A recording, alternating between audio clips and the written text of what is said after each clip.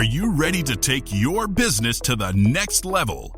Every day there are countless books and articles that are published offering the key on how to make your business a success. It's easy to feel overwhelmed trying to keep up and run your business. That's why Deb Creer created the Business Power Hour. Keep up on the latest trends, best practices, and techniques for how to make your business a success. Let the Business Power Hour do the heavy work for you. Good morning. Good morning. I am Deb Creer, and I am passionate about giving professionals the tools that they need to make themselves and their businesses as successful as possible. And as we sometimes do, we're going to deviate just a little bit from talking about purely business topics. But what we're talking about is going to be our health, mental, spiritual, physical. And let's be honest, if that's not in alignment, doesn't matter what our business is doing, because we have to be at our best in order to have a successful business. So please join me in welcoming Dr. Michael Karlfeldt to our program today. Welcome, Dr. Michael. How are you doing? I'm doing good, Deb. Thank you so much for having me. I'm so excited about our conversations today. Great. Well, let me tell people just a little bit about you, and then we'll jump in. So Michael Karlfeldt, ND, PhD, has been in clinical practice since 1987 and runs a busy integrative medicine center, the Karlfeldt Center, in Boise, Idaho. Dr. Michael and his staff pride themselves in being compassionate cancer warriors, focusing on cutting-edge integrative cancer therapies, working with international leaders to provide metabolic, genetic, and nutritional solutions to cancer while triggering cancer cell death through targeted oxidation. His drive to investigate and implement effective, restorative, and safe cancer therapies was fueled by losing his father to colon cancer in his 20s. His passion to promote natural health publicly has led him to be a sought-after lecturer, writer, and educator. He is the author of A Better Way to Treat Cancer, a comprehensive guide to understanding, preventing, and most effectively treating our biggest health threat. So again, Dr. Michael, welcome. Well, this is going to be fun. Yeah, cancer is something that I'm so passionate about. And obviously along that, anytime you deliver a service, to the public, you need to make sure you build the appropriate structure in order to be able to do it well and do it effectively. So I'm glad to talk a little bit of business and a lot of health. Right. Well, tell us a little bit about how it is that you got to where you are today. Well, I actually started I'm from Sweden originally, and I started as an engineer studying to become an engineer. And a gentleman that was like a father figure to me, he was one of the leading naturopathic doctors in Sweden. He suggested that I just kind of check out and see what he was doing. And I really fell in love with the interaction that he had with his patients. I fell in love with, seeing the impact and how people came to him, dealing with pain, dealing with whatever skin issues, eczema, asthma, whatever it may be. And he could use very simple lifestyle changes, simple supplements, and all of a sudden, their lives were changed. It was improved dramatically without the need of using steroids or using pain medication or all these different pharmaceuticals that we're so used to kind of bringing in. And he was able to do that with, like, for instance, one of the herbs that I fell in love with that he used again and again was horsetail. And so it, for people, and all it did was pretty much support the kidney function. Okay. But what that did is that all of a sudden, people with skin issues, now when you're flushing out toxins through the kidneys. Right, your kidneys are the filter. And now all of a sudden, kidneys or skin is looking better. And then the same, joints, if you have a lot of toxins in the joints, then they get inflamed. So now drinking the horsetail tea, all of a sudden, the joints were doing better. So it was just fascinating to see these kind of minor changes that people did and how that impacted them. So I fell in love with it. And I thought that this is what I wanted to do instead of becoming an engineer. And in fact, actually, my original goal was to become a particle physicist and study at Stanford. Yeah, so Holy cow. I had a big, lofty goal. But I was thinking, should I sit in a lab all day and kind of count particles, or can I have fun with people? And I figured people, they're complex enough. So yeah, that was intriguing enough to me. Right. Well, and engineering makes perfect sense to me because you're figuring out how we're put together and what to add and what to take away and what to build up. I mean, all those various things. And so, yeah, to me, it makes perfect sense that you initially were going to be an engineer, because now you're just a body engineer. Exactly. And I mean, I've always had fascination, understanding reality and understanding, what, particles, do they exist? Are they waves? Are they, physical mass, and the complexity of everything, and kind of looking at an individual. I mean, we're used to thinking in mechanistic terms. We have a car, carburetor's not working. We exchange a carburetor. Now the car is working. Right. Yeah. Human body, we have like 30 trillion cells. Yeah. Each cell has about 1 million different interactions. And so every a million interactions every second. So here you have 30 trillion times 1 million interactions that's taking place every second within the human body. So the complexity is just phenomenal. Right. So it to me, that is a big physics equation that is it's a whole lot more challenging to solve than what a just kind of looking at a particle and particle accelerator would be. Right.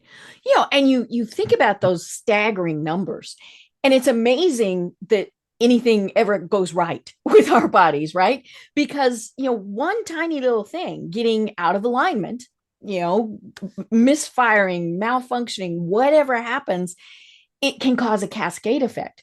But the vast majority of the time, everything does go right. And I think that's what's interesting. But of course, the key is we can help it go more right. I'm not sure if that's quite the proper English, but it makes sense, right? Because we want to make improvements. And, you and I have chatted before, obviously, about cancer specifically. And then I, was reading through your book, such great information. And, but the one thing that really intrigued me, why did you decide to start a clinic? Well, so working then, it always becomes kind of a natural evolution. So you have, working and studying under my mentor. And then after a while, he decided to retire. So he essentially gave me his practice with a little bit of a purchase price to it that I paid over time. And but that was just kind of a single room practice. I started in California, had an office in Santa Monica, and it was just kind of a single room practice.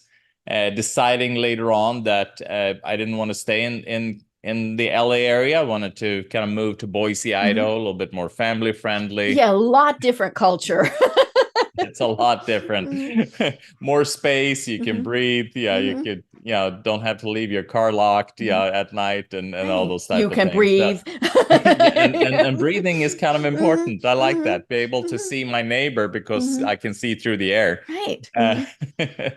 So coming here, I essentially just kind of moved in and opened up just a room in a beauty salon just to start. You start very slim. Not a lot of overhead, and gradually doing a lot of marketing, going different events, going to health food stores, networking, TV shows, radio shows, and lo and behold, everything just kind of grew step by step.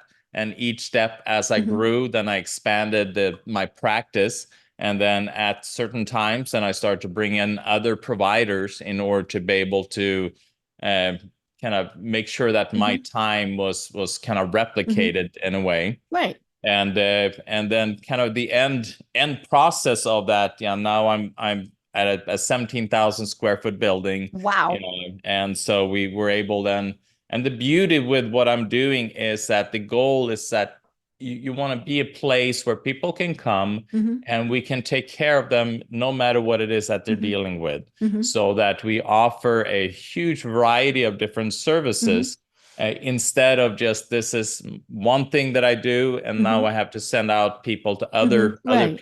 places. And there's nothing wrong with Mm-hmm. that, but at the end of the day, I feel the benefit Mm-hmm. is that person comes Mm-hmm. and they just want to be taken care Mm-hmm. of, and to be able to offer all Mm-hmm. these different aspects of what they need in one location, to me just makes Mm-hmm. sense. And obviously, it's always challenging Mm-hmm. as you're growing. Yeah, you're Mm-hmm. each step you want to make Mm-hmm. sure that the next step of overhead Mm-hmm. you take on, you financially are able to handle it. Mm-hmm. And sometimes that's a little nail biting, but Right. yeah, we're it's always a Mm-hmm. journey. Mm-hmm. I love it. Well, now naturopathic care is not the woo-woo stuff. I mean, everybody's like, ooh, tell us what naturopathic care entails. Well, so the beauty of the human body, I mean, here, like we mentioned, we Mm-hmm. have 30 trillion cells, Mm-hmm. each one a million reactions every second. Mm-hmm. So there's a lot of complexity, but also a lot of innate Mm-hmm. intelligence. So we look upon the body as being the best doctor there is, Mm-hmm. and the less interference that we put in, Mm-hmm. the more able that body is able to move to what's called homeostasis, Right. or where it can be in a good Mm-hmm. balanced state. Mm-hmm. So we then utilizing then tools that are then natural and supportive and Mm-hmm. restorative for the body to be Mm-hmm. able to then find its own balance. Mm-hmm. Let's say that we have a fever. So then we look upon the Mm-hmm. fever. Why is the body creating Mm-hmm. the fever? Right. Well, yeah, the fever is not really a disease in itself. The It's a fever is symptom. Mm-hmm. it is a Mm-hmm. symptom. So we can look upon it as something that we need to correct, that the Mm-hmm. fever in itself is Mm-hmm. the disease, Right. or we can look upon it Mm-hmm. as this is a body's attempt Mm-hmm. to restore Mm-hmm. balance. Mm-hmm. So should we then stop the fever, or should we promote the fever to achieve the end goal? Right. Right. Mm-hmm. So naturopathically, what we're looking at then is that, we are looking at the body being smart, and we Mm-hmm. are supporting then what the body's Mm-hmm. trying to do. And so that the body can then use the fever to burn up the, Mm-hmm. whatever Mm-hmm. cancer cells that Right. may be Mm-hmm. there, because Mm-hmm. cancer cells can only exist at certain Mm-hmm. temperature, Mm-hmm. certain pathogens, certain Mm-hmm. chemicals, toxins. Right. So the fever becomes a really Mm-hmm. powerful tool, Mm-hmm. rather than just kind of shutting it Mm-hmm. down with something like Tylenol. Right. So, Mm-hmm. so we always look upon restoring Mm-hmm. homeostasis, restoring balance, Mm-hmm. and supporting the body's innate Mm-hmm. intelligence using natural, Mm-hmm. holistic, regenerative type of Right. supplements and tools. Yeah. Yeah, because in most cases, the body will heal itself. And of course the problem is we want it done yesterday. Which is why we pile all these drugs and things into it. Pain is another great example. Pain is your body saying, hello, there's something wrong here. And so when we only treat the pain, that underlying cause does not go away. In fact, in many cases, it gets worse, because your body was saying you need to take care of this, and you didn't. Now it might heal on its own, that would be great. And often that is what happens. But in many cases, yeah, it does get worse. And when we mask the symptoms, then we it does create much more damage long term. Yeah, because the body, if we look upon when we're driving a car and you Mm-hmm. have the little, on the dashboard, The the red check light engine light. flashing. So Mm-hmm. we can choose to do one or two things. One, we can pull a piece of tape on top of that, and because it's Mm-hmm. annoying. And Right. all of a sudden, we fix the car. We Right. put a tape All over it, better. and Mm-hmm. and now there's no Mm-hmm. symptom anymore. So exactly what you're saying, Mm-hmm. we can either then kind of do a Mm-hmm. suppressive measure, we take a Mm-hmm. pharmaceutical and we Mm-hmm. get rid of the pain, Mm-hmm. or we can look upon the Mm-hmm. pain as a way the body is Mm-hmm. communicating to let me know that something is Right. wrong, and then look under the hood to Mm-hmm. see what do I need Mm-hmm. to do in order to be able to correct that. Right. And the body is amazing, is that it can compensate for a long period of time. Mm-hmm. So the pain doesn't always need to be something that happened immediately. Mm-hmm. It can be something that's accumulated over Right. time. Mm-hmm. Let's say we eating a certain food that the Mhm. body that's inflammatory, or we have a type of lifestyle or work. Mhm. Maybe we're a hairdresser Mhm. and we are exposed to the chemicals, Right. Mhm. as we are Mhm. then, doing what we do at Mhm. work. And the body can handle those toxins Mhm. over time for, Mhm. for a certain period of Mhm. time. But then all of a sudden the body says, I can't do it Right. anymore. Enough. Mhm. Yeah, now we Mhm. need to do something else. Mhm. And then the little kind of signal on the Right. dashboard, start to Mhm. flash. Mhm. And now we need to then Mhm. stop and evaluate, why do I have Mhm. pain, and then address that. Right. Right. And it's okay to treat the pain. I mean, we're not saying stay in pain, but recognize that there is a reason for it.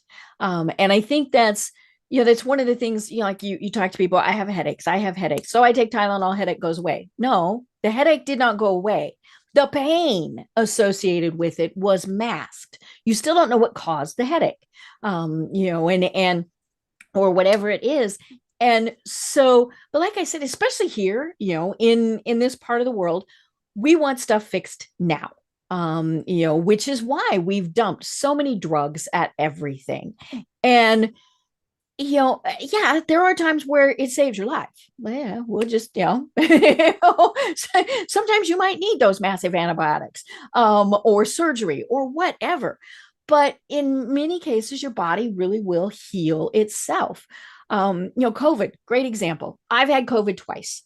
Not too bad. Annoying, right? The cough was more annoying than anything. And for people who are new to the program, I have had three different types of cancers. One of which is a stage 4 cancer, and but I basically ignore what's going on. I'm like, whatever. And we're going to talk about your attitude and your mental health. But the first time I got COVID, they did get real overexcited because I've had blood clots in both lungs. And so, nothing was serious enough to go to the hospital, but they wanted me to check my blood oxygen. Okay, that was pretty easy to do. And I didn't even take Paxlovid. Yeah. By the time I notified somebody I was sick, the fever had broken. And so, but I also stopped taking the COVID shots. Haven't had a COVID shot for almost 2 years. I talked to my oncologist about it because she's kind of the boss of me. That said, I'm still the boss, right? But she's who, and she said, how sick did I get from the last COVID injection? I got sick. I ran a temperature of 103. It was not fun. And she said, just be careful. And so, yeah, I mean, like if I'm on an airplane, I wear a mask, and they're far more concerned about RSV and the other cooties that are flying around in the world. But yeah, your body will adapt. And if it doesn't, there's probably some underlying condition that is there. Like I said, they were concerned that I would get pneumonia because of something prior. And so you just kind of have to pay attention. But yeah, my body went, ugh, I need another cough drop. And that's what they're seeing during COVID is Mhm. that, and I mean, during COVID, kind of business wise, Mhm. what I had to do is that I kind of took a little pause, did Yeah. telemedicine for a few You had to weeks, be and virtual. Hmm. yeah, Hmm. and then just kind of analyze the Hmm. situation, and then I started, just to kind of Hmm. make sure that, yeah, the communication Hmm. that I had Hmm. was continual with Right. my Hmm. clientele. I Hmm. made sure I did a Facebook Live Hmm. every day talking about what you can do to boost Hmm. the immune Hmm. system. Also, the latest research in Hmm. regards to what was going out there, and talking to epidemiologists and Hmm. Hmm. virologists and all these, and kind of bringing that Hmm. information in, doing Facebook Live and creating then a protocol so that people felt like they had Hmm. something that they could go Hmm. to if they started to see symptoms, Right. because people, they were going to the hospital, Hmm. and since their face wasn't blue, Hmm. the hospital said, well, go home, you're Hmm. you're not you're not severe enough. Right.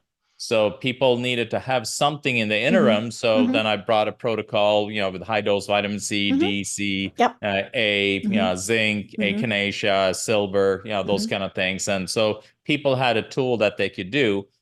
But what they saw with COVID, which is really important, is, and you're talking about how your immune system is able to Hmm. adapt. the immune system is extremely intelligent and is able to address the majority of things. Right. And the key is that what kind of environment does that immune system exist in? So we saw then people with comorbidity like diabetes, heart disease, Right. people that were obese, those were the ones that were impacted at a higher level. Meaning that other people, they still might have gotten COVID, but they were able to get through it. But the ones that were impacted severely were the ones dealing with these, other comorbidities. So it really taught us the lesson, the importance of, what we need to do now, lifestyle, to put ourselves in a good place, in case we are then exposed to something like COVID, like RSV, like bird flu, like whatever it may be that flies by. Then we want to make sure that our body is strong enough and healthy enough to be able to deal with it. And that's why, moving towards principles of naturopathic principles, to, what do we eat? What are we exposed to? How do we detoxify? What's our mental health? And that doesn't just translate into how we deal with COVID, but it translates into autoimmune conditions, to cancer, to it's very similar principles that we all need to do. Right. Yeah. Because of course the bugs evolve also. It was COVID-19. That meant there were 18 versions before then, right? They didn't just go, oh, hey, let's go, and they've stopped calling, there's no numbers anymore, right? They give it different names, which I'm like, whatever.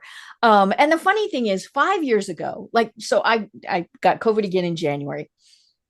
Severe cold symptoms, sinus infection type of thing, nothing more. And the only reason I took the test was just, to make sure. But 5 years ago, we would have gone, I got a cold, right? And now it's like, oh my God, I have COVID. No, I mean, it's, but yeah, it has mutated. It just like everything does. I mean, there's a reason we still have these germs that have existed for thousands of years. They mutate to survive. And so the best thing, though, as you have been saying, is to kind of head it off at the pass.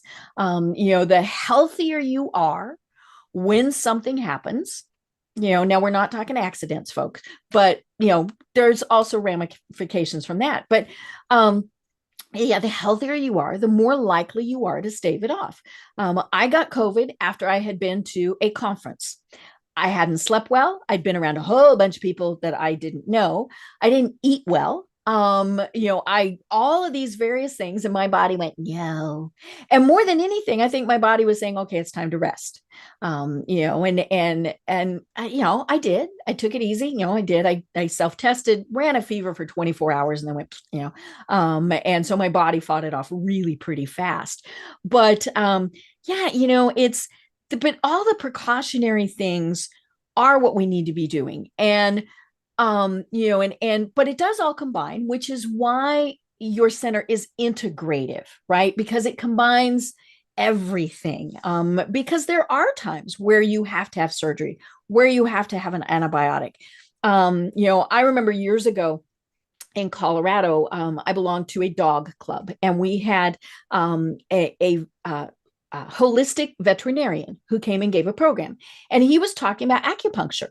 And he said, especially with things like skin diseases he said, or, not skin disease, skin irritations, like rashes, hot spots, itchies, all those various things. Acupuncture works wonderful for dogs. But he said, dog gets hit by car, we have to treat those injuries. He said, now, but so you end up doing a kind of combination.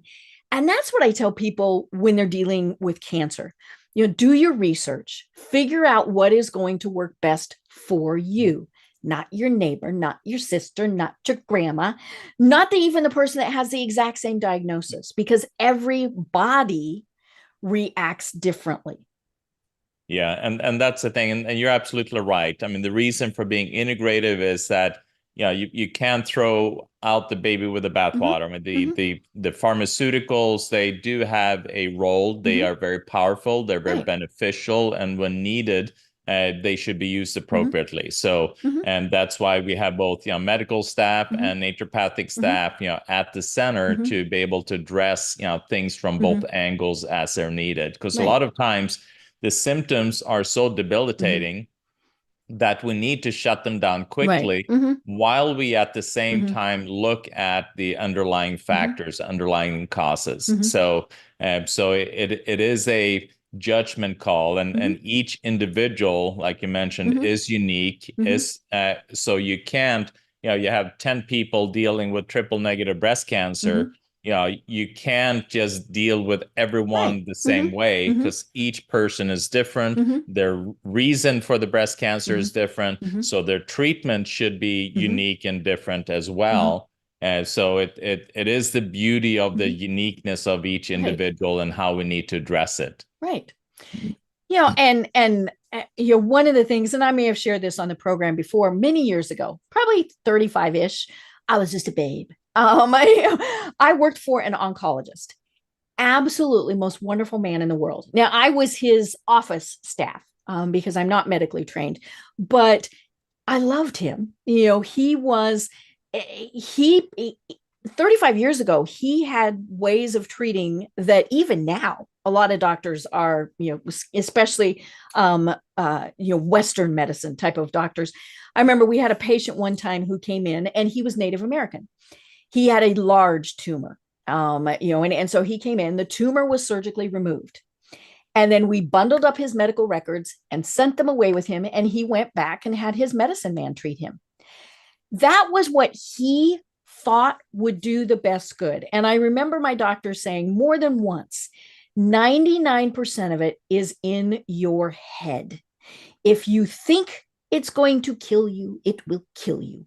If you think it's going to help, it will help. Now, of course, that's a challenge, right? But yeah, it really is about that. And you talk about that in your book. And to me, that is probably one of the most important things, is the mental and the spiritual aspects of dealing with some of this. So talk to us about how that is just so very important, whether you've got the cold, whether you've got COVID, whether you've got cancer. Yeah. The mental aspect, I would say, if you look at health, I would say that your spiritual connection, your relationships, becomes kind of like the top aspect that you need to correct. Your mental, your emotional well-being, how you view things. What's fascinating with the immune system is that we have the term that's called psychoneuroimmunology, which means that your mind impacts your brain, that impacts your immune system. Right. And you see on the immune system the little white blood cells, the ones that are little warriors that go and kill cancer cells, fight viruses, go after all these different things. And they also help to repair tissue, control inflammation. Right. They do all of that. They're phenomenal.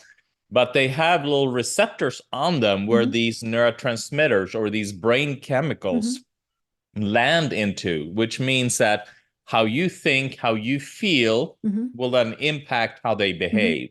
So if you're depressed, hopeless, you're going to have a depressed, hopeless immune system. If you're excited, engaged, and you're a warrior and a fighter, then that is how the immune system is going to behave. If you're angry, your immune system is going to be angry. And what happens with an angry immune system? Well, it's going to attack places where it shouldn't attack. Right. It's going to be inflammation all over the place, going to be fire all over the place. So how you perceive things and where you place yourself in the world, your emotions play a huge role. So that's why, obviously, there are a lot of tools that we offer here at the center that are very unique. People fly a little bit from all over the world to benefit from some of the therapies that we do. But as a foundation, if we don't fix the mental, the emotional aspect, and kind of look at, what are my relationships? Where am I at with my intentions, with my purpose? If we don't look and evaluate that, all these other therapies can only do so much. Right. And like you mentioned, there are people, just you have the book, for instance, Radical Remission, where it talks about, what are some of the key aspects that, we're looking at thousands and thousands of cancer survivors. What are some of the key aspects that made them, be able to battle cancer and succeed. And, the mental, the emotional, the purpose, the intention, spiritual connection, relationships, all of that is something that need to be addressed. How do I relate to my spouse? What's my relationship with my children? Do I love my work? Do I feel like I fulfill a purpose in my work? What kind of friendships do I have? So yeah, I couldn't agree more. And in fact, I'm going to tell you a story about a gentleman. It's a friend of mine that told me this story that a person that he was dealing with a deadly cancer, and there was just no way that anything was going to be done. So the medical doctors, they threw their hands up and said you're going to die in 2 to 3 months. And so the friend just kind of saw this gentleman, and then he went away, and then lo and behold, like 15 years later, he ran across him, and he's like, huh. What are you still doing? What did you do? And so, well, I really didn't do anything. Well, how come you're still alive? Well, I guess I just forgot to die. I was so busy, had other things to do. Right. And so it's that purpose and that mentality. Are we the cancer, or are we just kind of focusing on health and optimum well-being? Right. Yeah. When I first started treatment back in 2015, for all of mine, I've gone pretty much the traditional route. But that was my decision. I researched it, and in my mind, that's where I thought I stood the best chance. Right. But so, I had these massive chemo treatment, and it kind of skipped, got a complication that it's extremely rare, less than 1% of the people who do that, because I'm special. And I kind of skipped sepsis and went straight into septic shock. And septic shock is not good. The stats are really not good for it. Fortunately, I was very close to the hospital, live less than 5 minutes away. More importantly, my doctor had patients die from it, so she knew what was going on. But I remember the surgeon and the oncologist in the hall. I'm still in ER at this point. I remember hearing them arguing over how fast I was going to die that day. And the surgeon was basically saying he saw no need to try to do anything because I wasn't going to make it to midnight. And the doctor, who was this little bitty blonde thing, got up in his face and basically said, "You will do what I tell you to do." But I also, now the conversation was a little bit different, my husband said, but yeah, it was, pretty much that was what it was. But I also remember thinking, excuse me, I get a vote. And there were 3 times where, it was the situation was, now obviously, the other 2 were not nearly as dire as when I was in septic shock. But I remember thinking, no, I'm not ready to go. When I got my 3rd diagnosis, my doctor called. And it was so funny. This was last year. And we found the cancer completely by accident, looking for something else, right? Which is, not a bad thing, but it meant that it was very early. So that was really good. But she called. And when your doctor calls, it's never good, right? They're not calling to say, hey, it's hunky-dory. No. And I love all my doctors. And that is one of the things that I say is you got to like your doctors. If you're going to be with them long-term, you have to like them. And more importantly, you have to trust them. But she called and she said, yeah, it's papillary thyroid cancer. And I said bad words that we can't say on this program. And she laughed and she said, that is why you'll be just fine. And to me, through all of this, it's been more of an annoyance than anything. I'm like, really? Now, do I have pity parties? Yes. Am I angry? Yes. I mean, septic shock will cause things, for the rest of my life. It's just kind of one of those things. But yeah, it's annoyance. And then it's okay. So now we go on. And that's what I tell people when I'm talking to them is it's okay to be angry, sad, all of those things. That the cycle of grief just is in there for us. But then get yourself out of it. And even if it's 5 days, 5 hours, what are you doing in that time span? Are you feeling bad and pitiful, or are you kind of thinking, okay, I did good? Yeah, and yeah, so you have in that situation where people are talking about, is she going to live, not Mhm. live, or no, she's not living. So at that point, a person can either choose, accept what's being said Mhm. and kind of realize, oh, I'm dying, and then Mhm. die. Right. Or you can then choose, like you're saying, Mhm. I have a vote, or Mhm. choose that, no, I'm not Mhm. dying. Mhm. I'm gonna get through this. I'm Mhm. gonna get done. And there are Mhm. no ifs and buts about it. Mhm. I call it, kind of like what you do in business when you Mhm. go all in. You Right. burn the bridges, Mhm. which Mhm. means that you can't retreat. Right. You got Mhm. to move Mhm. forward, and every effort is just moving Mhm. forward, and there are no Mhm. other options. Right. So in with cancer, this drives me batty when oncologists they Mhm. tell you you have 2 months left to live, Mhm. or you have 3 months, or you Right. have a year That's left to live. the average. Yeah, exactly. And, Mhm. and what do they know about Mhm. me? Are they God? They don't Right. know. They Mhm. have no Mhm. idea. So you as an individual then need to make a Mhm. decision that this, whatever they're Mhm. saying, it does not relate to Mhm. me. Right. I'm going to do everything that I need to Mhm. do in order to be able Mhm. to kind of solve this issue. Mhm. And it's the same if it's business, if it's Mhm. cancer, if it's, the Mhm. principles are still Mhm. the Right. same. Yeah, you lean Mhm. in and you get it done. Mhm. And sometimes it doesn't matter what Mhm. tools, you went conventional, Mhm. which is perfect because Mhm. that is what you Mhm. felt was right for you. Mhm. Other people go other Right. directions, and that's Mhm. perfect because that Mhm. was right for them. Yep. And so it doesn't matter what direction you Mhm. go as long as you have the appropriate attitude Mhm. and lean in, and Mhm. you have the mentality, I'm going to do Mhm. whatever I need to do to get it right. Mhm. And what have other people done to Mhm. solve my problems, so Mhm. you don't have to figure it out all on Right. your own immediately. Yeah, because that's what you do in, Mhm. in business, is that you Mhm. look, I want to be that person. What did he do in order to Right. become Mhm. who he is right Mhm. now? And Mhm. it's the same in Mhm. disease. Mhm. That person beat cancer. Mhm. What did that person do? What Mhm. did this person do? And that's why, for instance, I do my podcast that Mhm. I had you on, is so Mhm. that people can listen to other people's Mhm. stories, what they did, and Mhm. then feel this feels right to Mhm. me. This is what I relate to, Mhm. and this is the direction Right. I should go. Right. And so patients tell me frequently when they come, and they come. I have stage 4 cancer, Mhm. glioblastoma, or triple negative Mhm. that's gone into the brain, lung, Mhm. or liver, or wherever, bone, wherever it's Mhm. gone.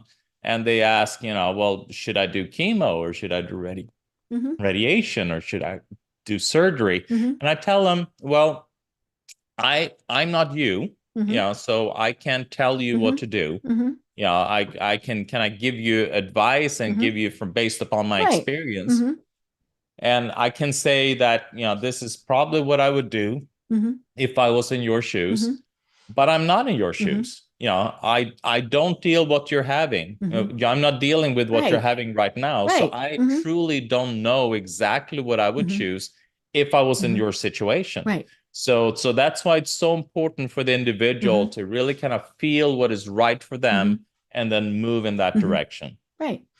And it is everything else that combines. My family, incredibly supportive. I could not have done it without my family and friends.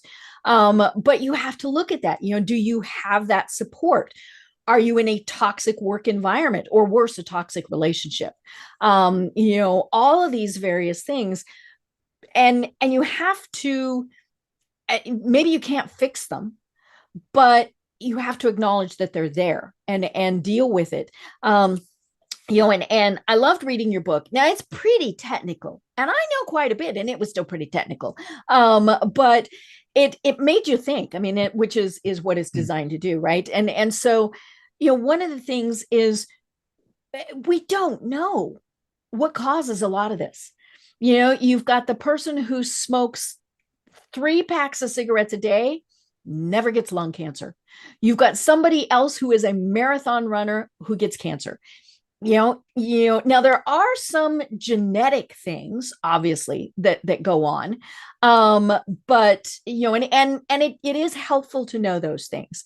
I did genetic testing, discovered I'm not BRCA positive, which was good. And I did it more for my family members. So they would know, okay, did they need to go get genetic testing? I was clear on every genetic marker. So that was good. But it was nice to know. I don't know about the prophylactic treatments that people do. Hey, I've got this gene, therefore. I don't know, but I mean, again, that's their choice.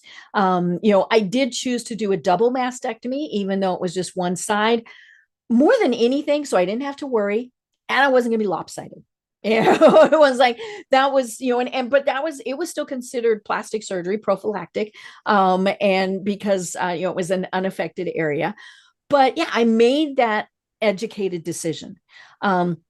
But the other things that you talk about in your book, and this is what is so important, is there are so many things. It's like we said at the start of the program that we can be doing right now to help us through what might come, what might be here, what hopefully will never come.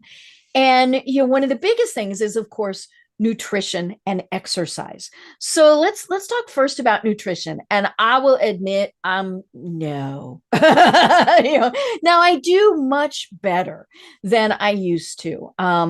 And part of that is, because I know that my body's just not going to react well to things. I have my 1 cup of coffee a day. We were talking about that before, and I put my creamer in it. So, right there, several strikes. But then water the rest of the day, as much as my body will tolerate, and even past that. But I do have bad kidneys. I mean, that was the thing with the septic shock, is it damaged my kidneys pretty good. And so water is, and water's just good for you. Now, with anything, there's too much. And you talk about that in your book. Don't think, okay, well, if one thing of vitamin C is good, 10 must be better. No. Now, in many cases, your body just flushes it out and goes stupid. But in some, there can be detrimental things. So follow instructions, do all the stuff that you're supposed to do. But why is it that nutrition really is, I don't know if it's the foundation of all of this, but it is definitely a big part of what we need to be doing. And as business owners, right, that gets tricky. We travel, we eat bad hotel food. We don't eat hotel. We eat at the vending machine. Here in Georgia, I could go to a networking thing every day of the week and have the most wonderful fried chicken. But 5 days a week, that's probably not a good thing. And so talk to us more about nutrition. Well, I mean, so we have this human, but so we look at a house, for instance. If something is falling apart, then what do we bring in to fix it? Well, we bring in the material that it was built out of. And it's the same with the body.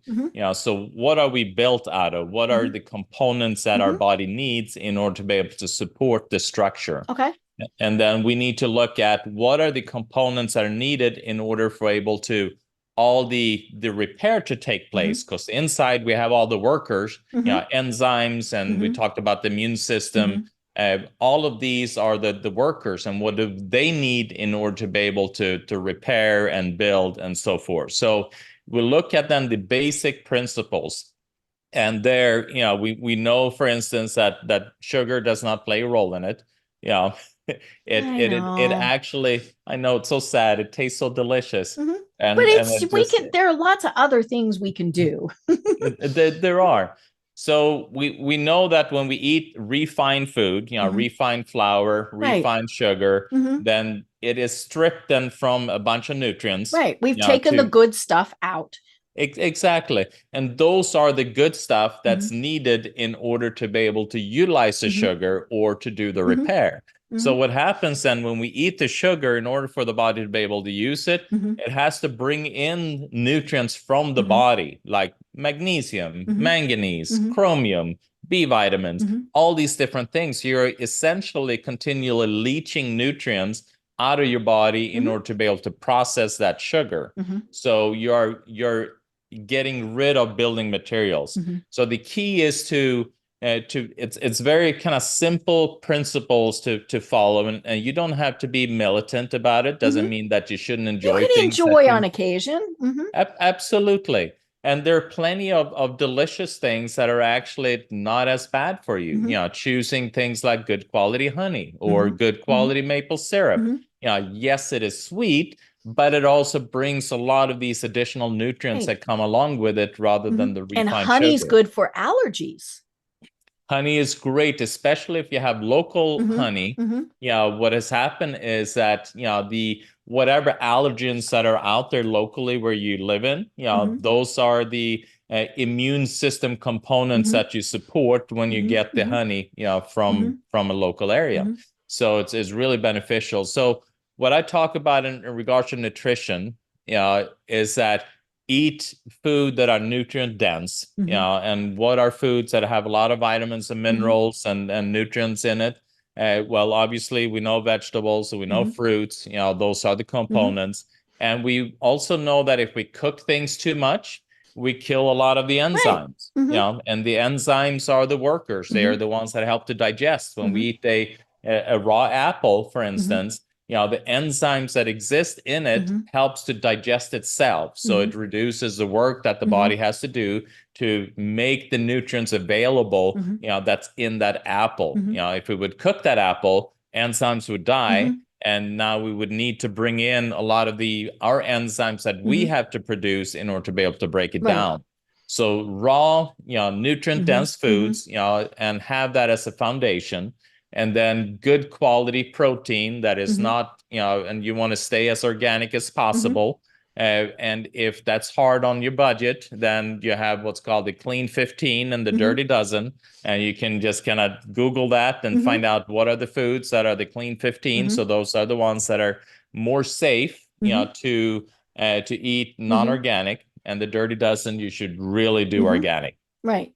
And so nutrition becomes the foundation of how your cells operate, how your tissues, you know, repair, how your immune system is able to have the tools it needs to have to fight off infections, you know, what the components we need to control inflammation, you know, all of that becomes a building block of who you are. So you decide what it is that your body want to look like each time you take a bite of what it is that you're eating. And, you know, if you are leaning more towards, you know, just junk food, then your body's going to be, you know, it's going to behave like junk food. It's not going to be able to withstand when there's a little bit of an immune stress when COVID comes. You know, it's like the three pigs, you know, that built their sturdy house. You know, it's going to be able to withstand, you know, when the wolves come, sort of say. You know, so nutrition becomes really important. And I talk about it in my book. Obviously, in regards to cancer, there's several different ways you can go. A lot of people go towards a ketogenic, you know, some people go plant-based. And, you know, and so there are many ways that an individual can go. For me, in order to be able to just kind of a general, and again, like you mentioned, each person is unique. We're all individuals. And so also on nutrition becomes a little unique when we are in that unique situation like cancer. And that's when you consult with people like myself to be able to kind of guide you down that path. But in general, you know, something like a clean Mediterranean tends to be a really good direction to go. Right. And the bad part is I don't like that type of food. I mean, that's kind of sad. But the taste buds can reprogram. Right. And that is and of course thing. it's in my head, right? Ooh, I don't like that. You know, you disguise it and don't tell me that it's cauliflower pizza. I will probably like it. You know, but yeah, you know, one of the things I asked one of my doctors one time, you know, are there foods I should avoid? And I've had multiple abdominal surgeries, you know, and that has caused, you know, a lot of issues. And my doctor, God bless him, he said, eat it. If you get sick, don't eat it again. I mean, you know, that was, and, you know, and he was also, so he, you know, it's my surgeon, and I would walk on fire for this man. I love him dearly. And, you know, I asked him about other types of integrative things. And he has said all along, do your research and find what's going to work best for you. And he said, but it does need to be a combination of things.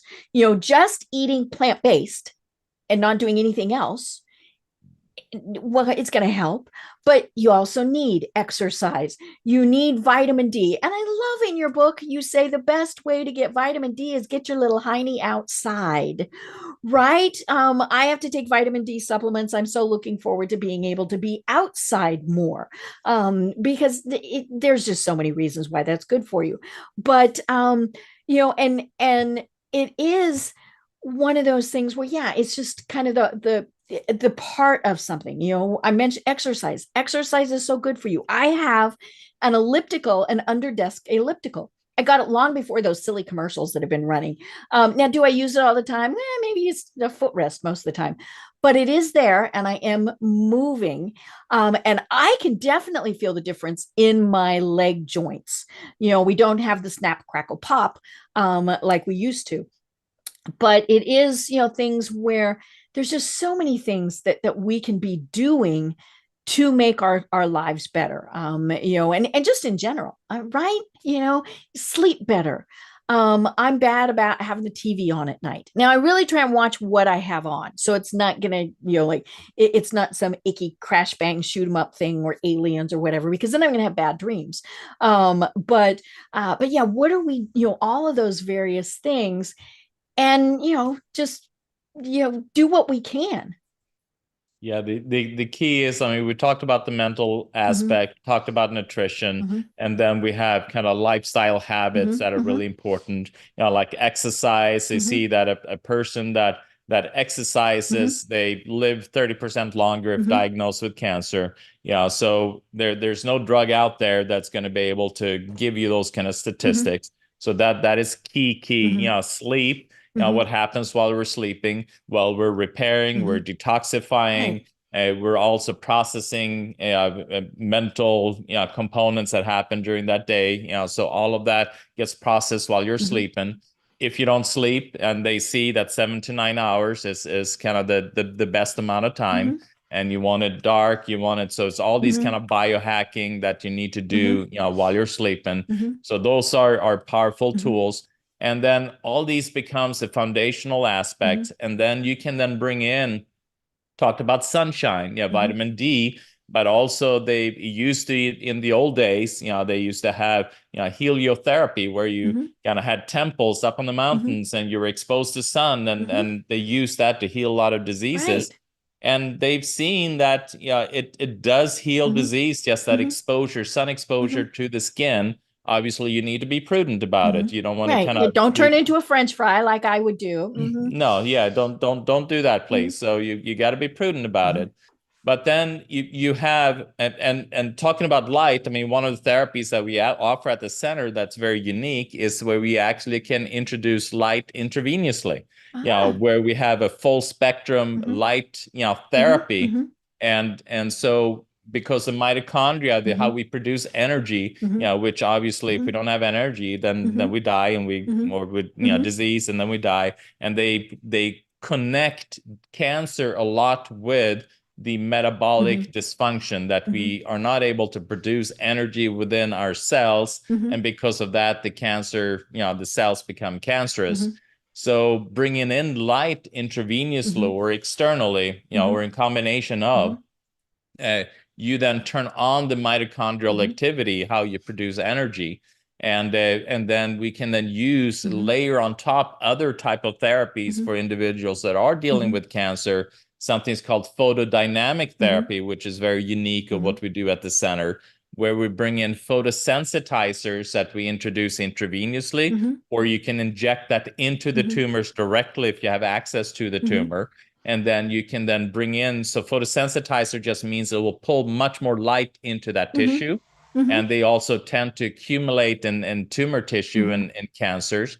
And then you expose those areas to light to trigger then oxidation of those cancer cells. And the beauty is that it becomes then very targeted onto the cancer, and it's very sparing on healthy cells. And in fact, healthy cells will then benefit from the light because it prevents them from becoming cancerous because you're supporting that metabolic aspect. And so, yeah, light becomes really important. And then you can then bring in different nutrients, different IVs, like we have curcumin. I mean, if you would be able to patent curcumin as a drug, it would be a multi-billion-dollar drug. But obviously, there's no financial reason for a pharmaceutical company to do that because they are not going. They can't patent it. And so there are thousands and thousands of studies on curcumin, but it's not going to be $100 million study like you do with some of the different pharmaceutical drugs where they can make billions of dollars. But what they see is that curcumin in itself shuts down like hundreds of different cancer drivers and there's no pharmaceutical out there. So to do that in a form that really accumulates in the tissue, we have different formulas here at the center that is much more bioavailable. To do that as an IV becomes a really powerful tool, in addition to things like high dose vitamin C. You're talking about vitamin C, and they've seen that with high dose vitamin C, it actually helps to oxidize and kill cancer cells. So there's a lot of these amazing type of therapies that places like myself offer that are very unique. We can even take from a person's blood and urine from the biopsy from a person, we can create a very unique kind of like a cancer vaccine, considering consisting of different peptides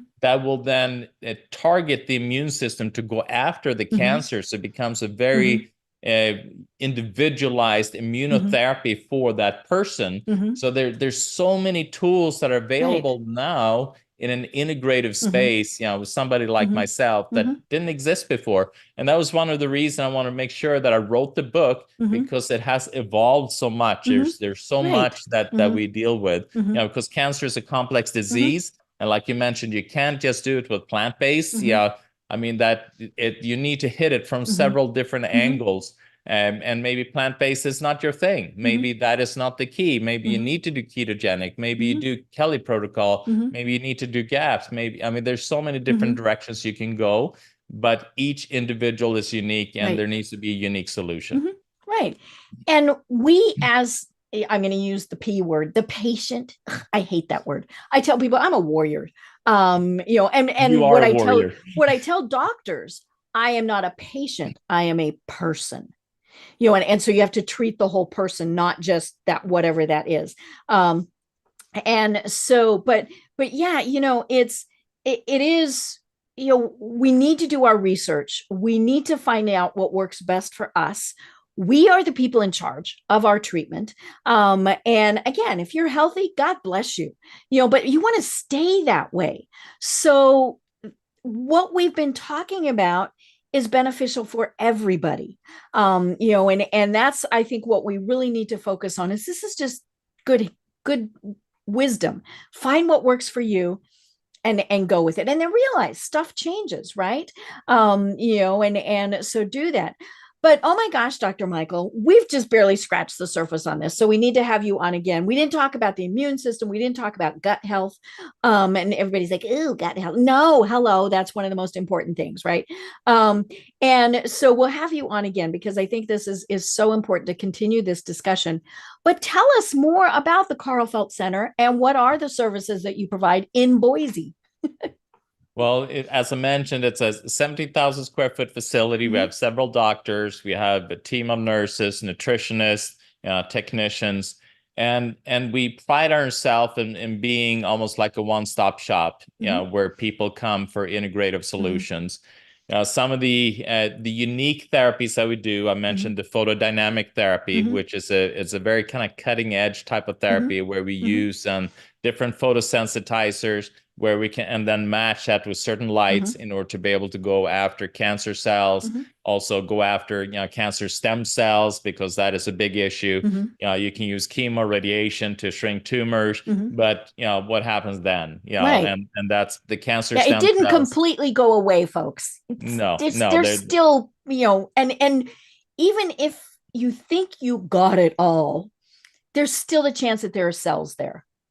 Yeah, and there are ways then to monitor. So we run labs like circulating tumor cells to see what's floating around in your blood. And you can also monitor certain markers that we can see how the individual's doing. Are we moving in the right direction, wrong direction, something brewing? What is that? So what we do here, we are very a root cost institution, where we then look at why did it happen in the first place, address that, and then also work on addressing, supporting the immune system with different tools, like we talked, vitamin C IV, curcumin IV, poly-MVA, DCA, which are tools to kind of shift the metabolic behavior of cancer cells, artesunate to also trigger ferroptosis, to kill cancer cells using, and bring that in intravenously, ozone. So we bring all these different components together, frequency medicine, emotional support, looking at traumas, looking at nutrition, so we can address all the different components that adds to the bucket that started to spill over, that became cancer. Right. And so all those, and we also, for the listeners out there, we do offer a 15-minute free discovery call. So you can contact the center, and we chat with you for 15 minutes and see if we are appropriate for you. And that's for cancer patients. I don't do it for everybody, just for people dealing with cancer. But no matter what, I mean, the book, A Better Way to Treat Cancer, is not just about if you're dealing with cancer. It is a guidebook to understand, what do I need to do to minimize the risk of something that's becoming the biggest killer that we're dealing with. We're looking at 1 out of 2 almost, having to deal with cancer at some point in their life. So that, 50% of us, and I'm hoping that you covered my burden already. Yeah, I got it for extra people. Okay, thank you. You are a giver. Thank you. I'm there to help. Well, oh my gosh, this has been so interesting. And again, I was so honored to be a guest on your podcast, and because this is a topic that we need to talk about. It's funny, I was listening to somebody the other day, and they said they were at their doctor, and the doctor literally in a whisper said, "You have the C word." And she's like, "What?" And the doctor wouldn't say the word cancer. At some point, hopefully it is like the cold, right? Where it's like, oh, fine, what are we going to do? And we just take care of it. But, things evolve, things change. So, it is something that, like I said, we need to have you on again to continue this discussion, because it is so important. But until then, how do people find you? Well, the best is to either give us a call. Our phone number is 208-338-8902. You can always check us out on our website. It's thekarlfeldtcenter.com. And I assume that you'll have it spelled out. The links will be in the notes. There's a huge amount of information there. There you can look under resources and find the different podcasts that we do. Have a huge amount of, I've had a radio show where I interviewed leading experts throughout the world. So you can just search any kind of term on my website, and most likely something will pop up. So if you type in cancer, for instance, and there'll be a lot of interviews that I've done in regard to cancer over and above my podcast that I did. And you can always email us. And we also have a huge amount of free ebooks, like 11 things to address when diagnosed with cancer. Is a great one. So you just go to our website, click on it, you get it for free. And then also, we have newsletters and, a lot of things going on all the time at educational events that we're doing. Great. I love it. I love it. Well, this has been such a great discussion. Do you have any final thoughts that you want to leave everyone with? Well, I want people to know that, cancer is, there's hope with cancer. It like you're an example of that. Cancer is preventable. It's 95% plus lifestyle. So, do the things now because it's easier to prevent than to address. So start making changes now, learn what it is that you need to do. And if you're dealing with cancer, you need to look at solutions from several different angles and to communicate to somebody like myself. I feel that the traditional oncology plays a very important role, but I don't think that it can do it by itself. You need to marry it with the integrative aspect as well. They should walk alongside each other. And I think as we're learning more and more, we're understanding how that marriage looks and how to do it the best. Oh my gosh, I love it. Well, I am Deb Creer. I've been having such a fascinating discussion with Dr. Michael Karlfeldt. Until next time, everyone have a great day. Tune in for our next program for even more trends, best practices, and techniques for how to make your business a success. The Business Power Hour, hosted by Deb Creer, is proud to be part of the C-Suite Network.